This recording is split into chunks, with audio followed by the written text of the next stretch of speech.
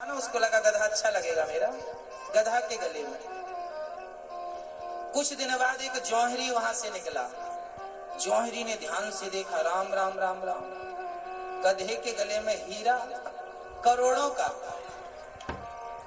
और धोबी क्या करता, जब गधे को नहलाता ना तो साबुन लगाता और उसी पत्थर से घिसता और फिर बाद में धोके टांग देता उसके गले में।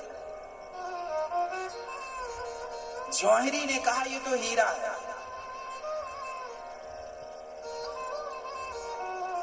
जौहरी को लगा यदि मैं कह दूंगा कि ये हीरा है तो अभी धोबी इसकी कीमत बढ़ा देगा। तो जौहरी ने चतुराई से बात करी। जौहरी ने कहा, भाई ये पत्थर क्यों तुमने गले में लटका रखा है? हाँ, बोले मिल गया था जंगल में, सो लटका दिया। जौहरी ने कहा, सुनो 10 रुपए लो हमसे और ये पत्थर हमें दे दो, 10 रुपए लो। धोबी को लगा ये पागल है, पत्थर के 10 रुपए दे रहा।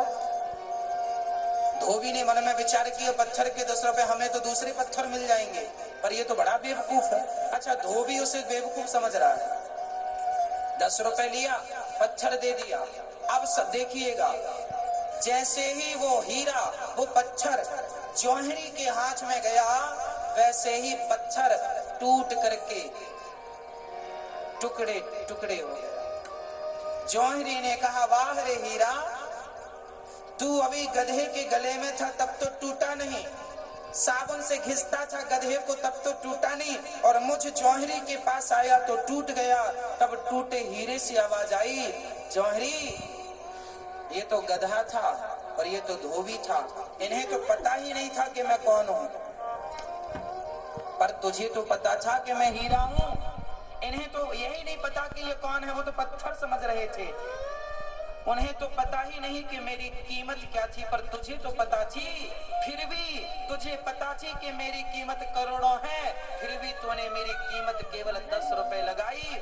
तो मूर्ख आदमी तो कीमत ना समझे तो समझ में आता है, पर तुम जैसे समझदार भी जब कीमत नहीं लगाते तो हम जैसे लोग तो टुकड़े टुकड़े ही हो जाएंगे। इसका तात्पर्य है कि जिनके पास उस हीरे को पहचानने की प्रतिभा है, कला है, कम से कम वो तो उसका सही मूल्य लगाएं। अमेरिका का आदमी यदि राम नाम नहीं जपता तो चलता, क्योंकि वो उसी गधे की तरह है। पाकिस्तान के लोग यदि राम नाम और कृष्ण नाम नहीं जपते तो समझ में आता है, क्योंकि वो उस गधे की तरह है। रूस, जापान, पेरिस के लोग यदि इंग्लैंड के लोग भगवान का नाम नहीं जपते तो समझ में आता है, क्योंकि वो उस गधे की तरह है। पर तुम भारत के लोग, राम तो तुम्हारे घर के हैं, कृष्ण तो तुम्हारे घर में पैदा हुए हैं, तुम तो राम और कृष्ण को पहचानने वाले जौहरी हो, फिर भी तुम जौहरी होकर इस राम नाम की कीमत का सम्मान नहीं करोगे तो क्या होगा? टुकड़े टुकड़े हो जाएगा।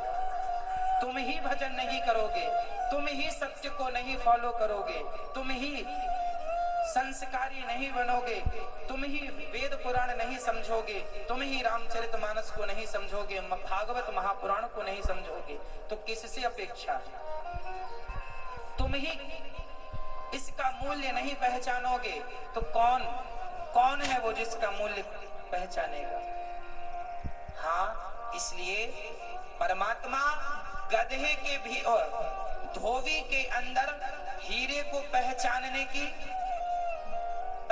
का ज्ञान नहीं था, जबकि जौहरी के अंदर हीरे को पहचानने का ज्ञान था। उसी प्रकार जिसके भीतर वो ज्ञान है वो पत्थर में से हीरे को पहचान लेता है, और ज्ञान नहीं है तो हीरे को भी पत्थर समझता है। उसी प्रकार जिसके भीतर भगवान को पहचानने की शक्ति आ गई वो तो कण कण में छिपे भगवान को पहचान लेगा। जौहरी तो हर पत्थर से हीरे को पहचान लेगा कि ये हीरा। हम नहीं पहचान सकते, हमारे अंदर वो नहीं है ज्ञान। उसी प्रकार आपके भीतर भी भगवान को पहचानने की योग्यता होनी चाहिए। कैसे आएगी? गोस्वामी जी कह रहे हैं, सब में भगवान है, तुम्हें जौहरी बनने की जरूरत है बस। ईश्वर तो माँ के भीतर है, ईश्वर तो पिता के भीतर है, ईश्वर तो पति के भीतर है, ईश्वर तो बच्चों